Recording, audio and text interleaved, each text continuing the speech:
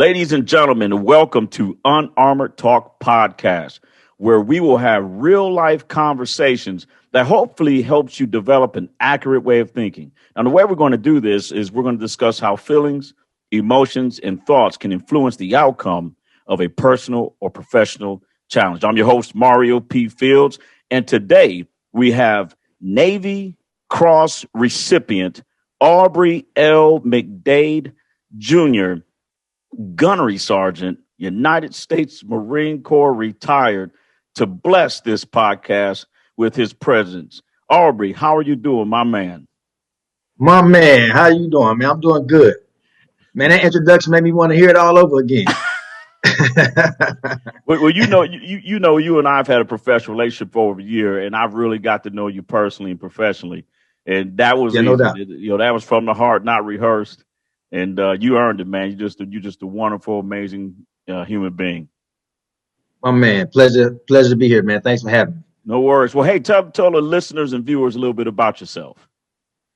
Man, I got a lot of moving parts, man.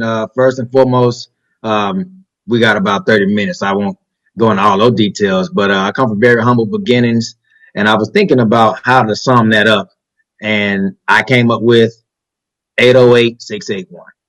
A lot of people probably don't think that's a zip code or area code or something, but some people will probably try to call it, think it's your phone number or something. They're gonna try to call it. For sure. That's my lunch number from school. Just to speak to how challenging my life was before the Marine Corps. Right.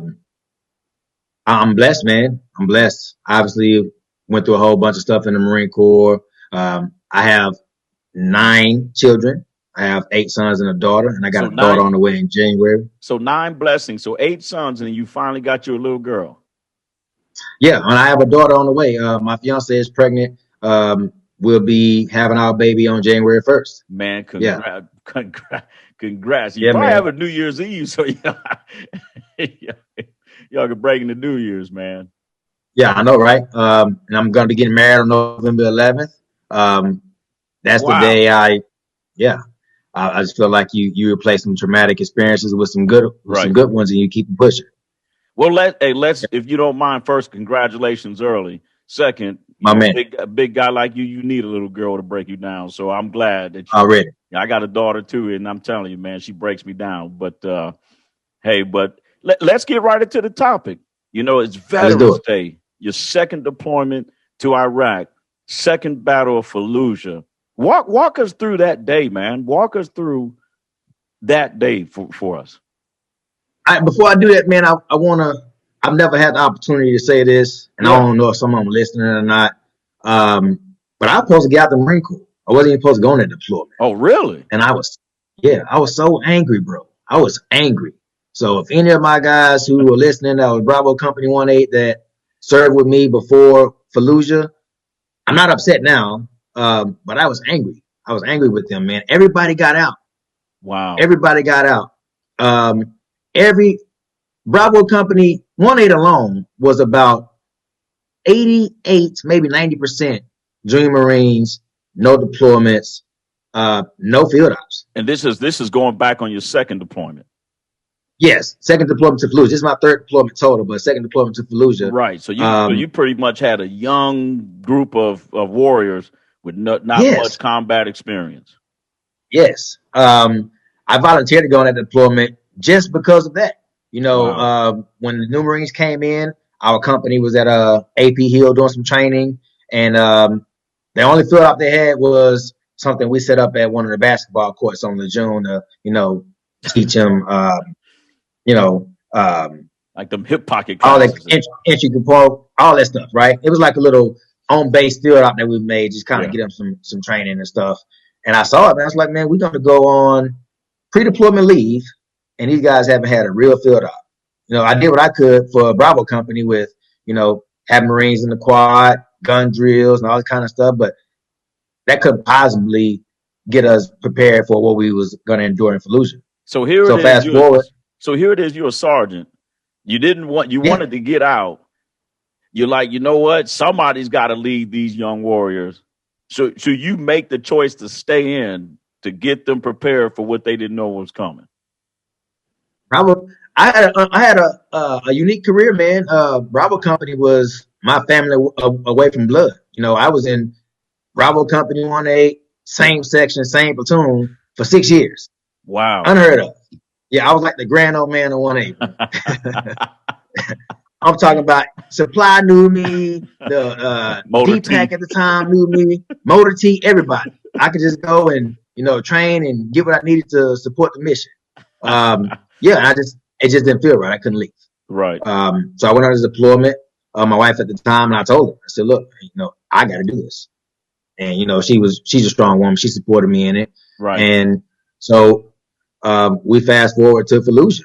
And obviously Fallujah wasn't, you know, the entire 7 months we was out there. Right. We did, you know, Al-Assad, we did ASP Wolf, Haditha Dam, all that stuff. And when we got to Fallujah, my prayers at night was, I hope we don't go. Yeah. Yeah, I'm glad. I'm glad you said that. I'm glad you said it because a lot of people think, you know, you're a Marine, you train for the fight. You can't wait to go for the fight. But not a lot of people talk about what you just talked about, how your emotions is like, I'm actually praying for peace and not for war. You know, I'm praying that we don't go. That and thanks for sharing that because that's something I think we don't talk enough about. I'll tell you, man, it's each his own.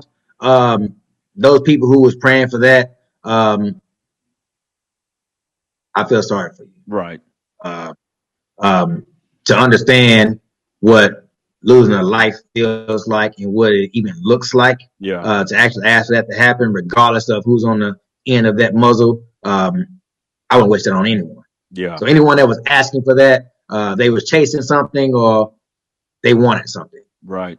Me, I just wanted to be able to, you know, let's eat this MRE for a couple more weeks. Let's go home with these guys, you know, hook up with our ladies after deployment and live our lives and be fathers. That's what I wanted to do. And I was hoping that God saw fit for all of us to be able to do that. But unfortunately, it wasn't that way. Right.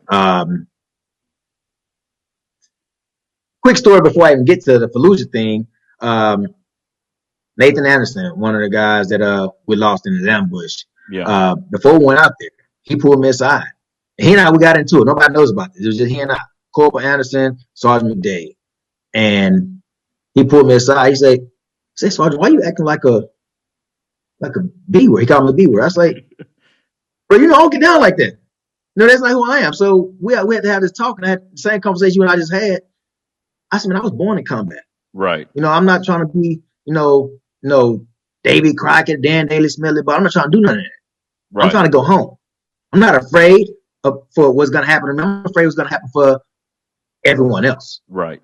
You know, when you think about being my brother's keeper, it ain't about going out here and chasing glory. It's about preserving lives for me. If we had never shot a bullet in Iraq, I wouldn't care. You know, to be able to come home and be able to still see the Marines that I had a hand in training in that are my family for 4 to 6 years is way more important than going out here and, you know, killing a bad guy. But that's what we had to do. Yeah. So, Fallujah, man. The most challenging thing I ever had to do. And for me, it's kind of a miracle. We go out there, we train for this, we train hard for this. Right. You know, Staff Sergeant Brown, Captain Noble at the time, those guys were relentless in training. Third Sergeant Shane, those guys were relentless in our training. We embodied the pain and the discomfort to make sure that we're prepared for best case scenario, worst case scenario. We're on this patrol, and our ROEs, rules of engagement, were see the enemy, kill the enemy. We were out there to literally clear this city out. And they had already been warned. Yes. And Aubrey, if you don't mind me asking, when y'all on patrol, was it dark or was it at night or was it kind of sunset? It was nighttime. It was nighttime. So it was at night. I can't really remember the time. Yeah. It's like everything runs together when you got adrenaline pumping at such a rate that we had. But it was nighttime.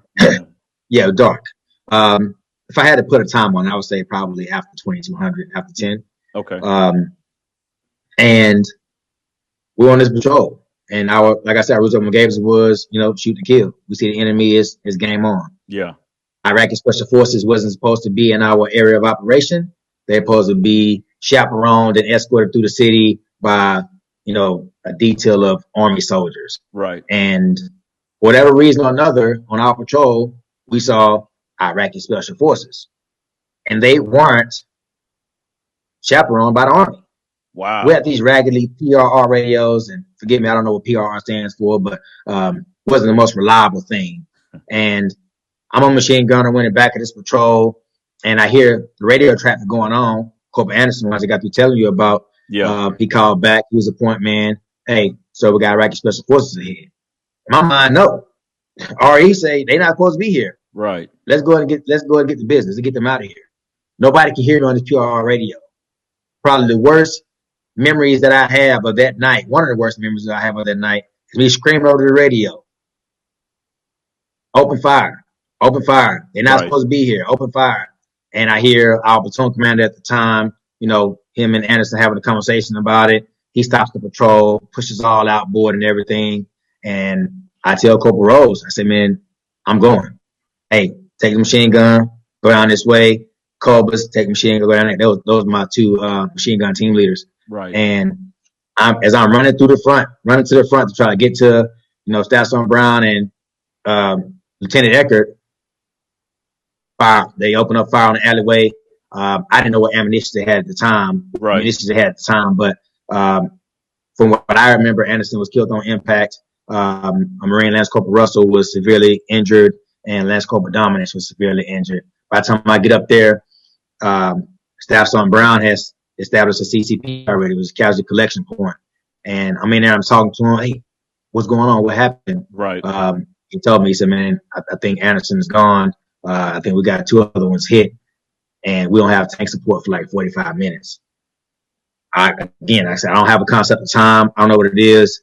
But instantly for me, my reaction is the same reaction that yours would be, or that a mother's would be if their kid was in a burning building. Right. And I say, hey, man. It's funny you mentioned that, because a lot of times I believe that a lot of times we wonder, what would I do? What would I do if I was in an intersection and a car just got crushed, or I'm in combat and that happens to me? Like, really, what would I do? So I'm glad you brought that up. Like, you just instant reaction to, to the care you have for a loved one, and you just react to save them. But no, thanks for highlighting that. Yeah, man, that's who I am. I loved my Marines. I think we were so successful as a unit because we bred that family environment in 1A. I had some really good leadership in 1A when I first started out. And the Marines that took us to Fallujah were exceptional. They were absolutely exceptional. Staff Sergeant Brown, I think he's from West Virginia, real short white guy, probably about 5'6" with soul, or someone is like 6'7". Oh man, he's taller than me. He was, in spirit. But yeah, he that's what we bred, and I truly invited them to be able to see these young guys come in, got to go through the rigorous environment of Corporal McDade, Sergeant McDade, on their behinds all the time, whether it be field day inspections or field operations or PT or bull in the ring, because we should beat each other up a lot too. Right. I love those guys, and for me, it wasn't even a thought. I can't tell you an emotion that I felt. The emotion that I felt was I need to go.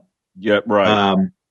And instantly, what came to me was, we got these happy plates on, but if Anderson got hit and he's dead, I'm taking the gear off. I'm gonna rely on speed, and hopefully they don't get me too. So to increase your speed, you actually took the gear off so you can sprint, so you can move faster to get them. Yes, sir. I took everything off. Told Staff Sergeant Brown, I said, man, don't let me die. He said, all right, man, I'll do the best I can. We don't got tank support for like 45 minutes. Be careful. And I'm kind of retarded motivated, man. In the middle of combat, I swear to God, in the middle of combat, I drop down, I do Mr. Push-ups, get my breath together, and I take off.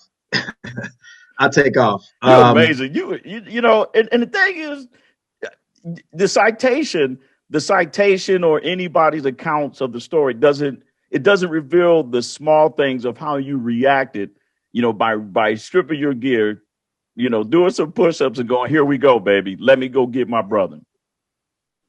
Yeah, man. Wow. I dashed across this alleyway, and I don't know how big or how long it was. I dashed across this alleyway, and the first Marine I land on is at the time Lance Corporal Kelly, who later became Lieutenant Kelly. I think he died in Afghanistan. Yeah. I learned about that when I was on the drill field. I don't know all the details about it, but landed on top of him. We're laying down, and he's kind of hysterical. I calm him down. I said, "Man, who got hit? Where they at?" And he telling me, "Man, I don't know. I think Russell got hit. I don't know where they are." So we're laying down, and I could tell that the enemy must have a night vision capability because they got some pretty accurate fire. Right. And it's back this alleyway, there's porches and stuff. It's kind of like just a, maybe like a New York City alleyway or something like that. Okay. Iraq, they got these big stucco kind of houses, but a lot of metal fences and gates and stuff with porches behind them. I think it was maybe Corporal Rose or at the time that's Corporal Cobus. I'm not really sure which one of my Marines it was, but I know the sound of that 240. So whoever it was, they got the 240 in position to be able to return fire on the enemy. Wow. And I got up, I sprinted, and I jumped over this porch and landed on a cashier of Marines, like 4 or 5 of them. And I don't even know who all was there. And to be perfectly honest, I wasn't being selfish, but Lance Corporal Russell I knew him, but he was a boot. Didn't really know him. I didn't really get a chance to engage with him as much as I did with Anderson. Right. Dominance either. Those guys were like the brand new guys. Anderson, just fresh out of SOI. Fresh out of SOI. Fresh out of SOI. Right. Anderson, this was his second deployment with me. His first deployment with me was Mosul, Iraq, where we engaged with the enemy. We got our combat action with him, but it was nothing like this. So I land on these cashier Marines, and I land on the Marines, and Russell, he's telling me, he say, I'm hitting my leg. And I'm looking at his leg, and what I remember is he must have got hit by a 50 cal round or something, because his leg was not to be so gory, but his leg was maybe hanging on together by a piece of flesh as big as your wrist, from what I remember. And we're laying down in a prone position. I'm taking all his gear and stuff off, and I pick him up, and I start running. That 240 opened up for me again, gave me a little window, and I started running. I got him on my shoulder, 5 minutes carrying, and I distinctly remember there's a burst of rounds hitting in front of my feet, hitting in the back of my feet. Wow. And they're getting closer. They're getting closer, and they're getting closer. And when I've accepted what's about to happen to me and us, I fall in a pothole.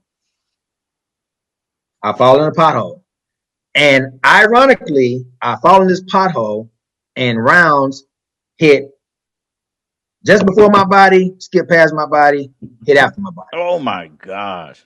Now they teach you to fall perpendicular to rounds when you get incoming, fall perpendicular. They teach you, fall perpendicular to the rounds, you get incoming fire, all that kind of stuff. Right. We didn't train to do that. That just kind of happened for us. So for those people that are listening, you believe in potholes, or potholes saved my life that night.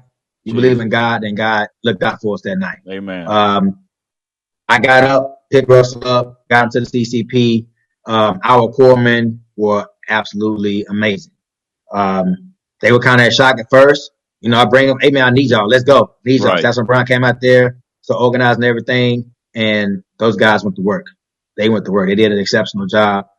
I come back out of the CCP, and I'm low crawling. I'm trying to stay tight to the bulkhead, low to the ground, trying to use whatever brush I could, because I know that they have to be able to see me to be such accurate with these weapons. As I'm crawling, you're going back to where you just ran from. Yes, going back. This time I don't cross the street though. I stay on this side of the street. Right. And I'm low crawling, and I have no idea where I'm going, bro. I don't see anything. I just got my face to the deck, and I'm just going. Jesus. And then I find myself, I done came against this bulkhead or this porch, and I jump over it, and I accidentally land on top of Lance Corporal Dominance. I don't know if he's Dominican or Puerto Rican or whatever, but he's a little firecracker. He's another 5.56 guy. He's like one of them Chihuahuas. So he got shot through. He's in my group. Yeah. Full of fire, man. Full of fire. He got shot through the trap, I think. So you landed I think maybe on the left him. side. You landed on him by mistake. By mistake. I'm looking for Anderson. Right. I'm looking for everyone, but I'm looking for Anderson. Right. And I don't say that to be selfish. I just say that my intent was I need to find Anderson. I got to get him. Right. Land on dominance, and he's a tough guy. He's like, hey, Sergeant, I'm not leaving my weapon. I said, don't leave your weapon, shoot it. Take his gear off and pick his little stuff up. We running, and he's just letting rounds go. Get him to the CCP. So so you're carrying him pretty much, and he's still engaging the enemy. Yeah, dominance ain't happening. He's like, yeah, he's trying to hit something. Yeah. I haven't talked to a man in a while. But if he has the opportunity to listen, miss you, bro. Impressive. Yeah, get back to the CCP, drop him off. And now when I go back out, we have tanks. On the back of the tank, they have a radio. And we went through the tank integration training. The radio on the tank stretches out about 50 feet. You want to use it and stretch out and get some cover and concealment so you don't get concussion from the tank. Right. But for me, no, this tank is my cover and concealment. I'm not going nowhere. So I'm on the phone talking to the tank crew, trying to orient them to where I think the rounds are coming from. And they find them. And before I even knew it, they fired 2 rounds, and I was dazed. Like, I didn't know what was going on. My ears ringing, snot coming all out of my face. Wow. I am not coherent as to what's going on. I just know that I'm going to keep touching this tank, and I'm going to keep going. I even got burnt by the exhaust from the back of the tank, so I knew I was close. So I just moved out of the way and kept touching the tank. And when the tank stopped, I was able to come to, and we were standing over Anderson's body. We get him back to the CCP, and we're devastated. And a lot of people may think that probably was the hardest time of the night. The hardest time of the night was when we were defeated. When the Marines were defeated, we actually lost that many guys out of our platoon. Right. And Marines were, hurting and grieving. Yeah. And the hardest part is myself, I think at the time, first on, he came by there and Staff Sergeant Brown, hey, we got to get the Marines up, we got to go. Right. So I don't get a chance to grieve. I'll get a chance to process what we experienced. I got to be Sergeant McDade. Hey, y'all, let's go. We ain't going like this. This was happening. We're going to make it right. Let's go. And we get up and we keep moving. I'm proud of myself. Not for that, but it took me, that was 2004, almost 16 years to be able to tell that story. Yeah. Without breaking. Speaks volumes to the work that I put in for myself, to just be able to live present with my experiences versus allowing them to control me. No, and I appreciate you, getting yourself to this point, where you're able to come on live and talk and share with the world, Aubrey, with the world, your unique experience in how you've overcome that by sharing, by talking, by working. Like, you put effort in to be able to, in 2020, sit with me, if you will, and share some amazing reflections on 2004, that night on November the 11th. And I just thank you for it. I do have a question. At any time, anytime during this deployment or that night, did your family ever cross your mind? And if so, how did your emotions and feelings, how were you able to deal with that? I didn't. I chose not to. Yeah. I had that conversation with my wife at the time and my kids at that time. And I do a really good job at, giving them. My bad, man. No, this is Unarmored Talk, man. This is, men cry, boys don't. That's what I believe. And I've done a lot of that in my life. So, and I just, you and I got a great relationship, so I don't even consider this as a guest. I consider you as, one of my brothers. Literally. I missed him so much, bro. Yeah. I miss him so much. And it pains me that, we made it through all this stuff and we know how to fight for ourselves, bro. Yeah. Like, Marines out here, I wish that we can take our experiences of PTSD and depression and put it on a target at the 500-yard line and, slow, steady squeeze the target and get rid of it. It doesn't work that way.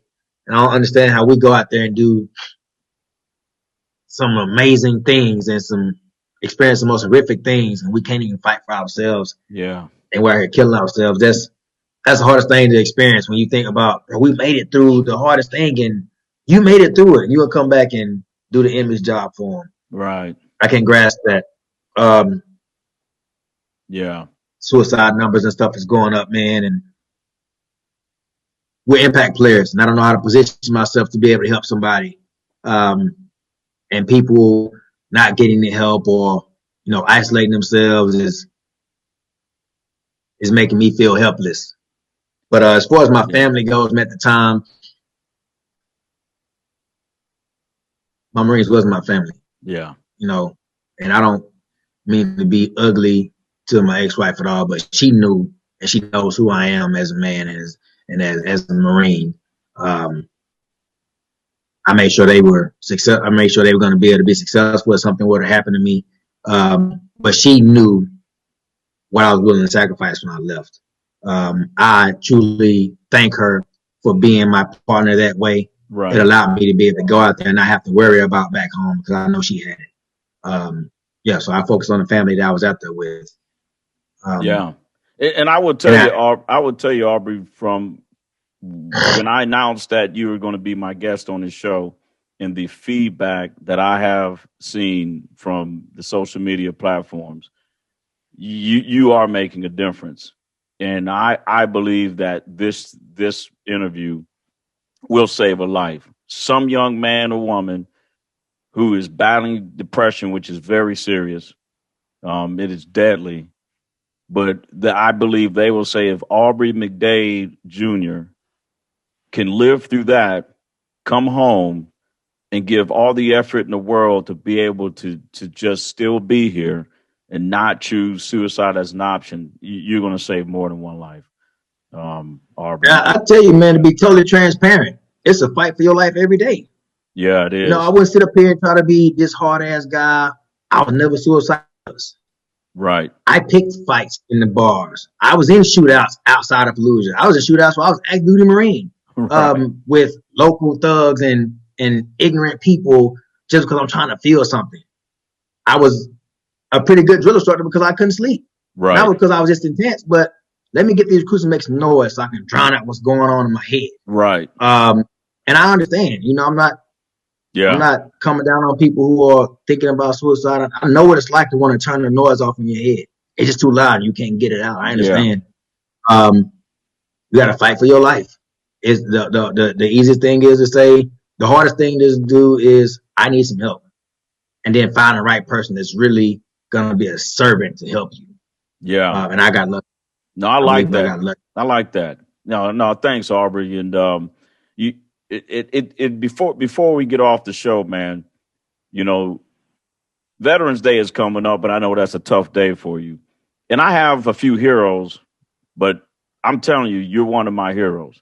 And I'm not just saying this because you're on the show again, and I'm not saying this because of the Navy Cross that you earned. I'm saying this because you're just a good human being. And I just thank God that I was able to get to know you and to be blessed by you. So do you have any last remarks to say to the listeners and viewers?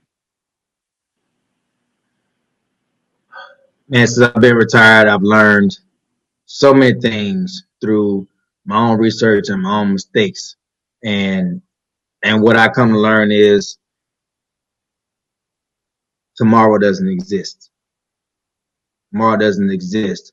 And if we get blessed to have tomorrow, it's only going to be as great as it can be because of what we've done today. Life is worth living. It really is. Don't settle.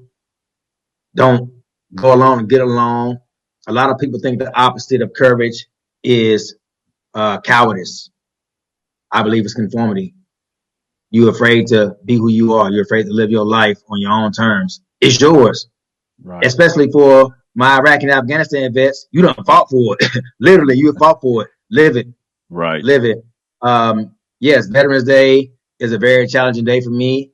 I'm going to fix that. I'm getting married on 11. Yeah, I'm getting married on 11. My wife is going to be my celebration. my life celebration. We're gonna celebrate our Marines, but we're gonna celebrate our Union for the rest of my life. That's what I'm doing. Amen. Yeah, replace those bad memories with some good ones, and keep it moving. Well, ladies and gentlemen, I'm going to close this out with a quote from Aubrey McDade. Replace bad memories with good memories. And I love you, brother. Hey, early congratulations Love to you too, bro. your lovely bride and your little girl that's on the way, probably New Year's Eve. And until next time, ladies and gentlemen, I'll see you guys later.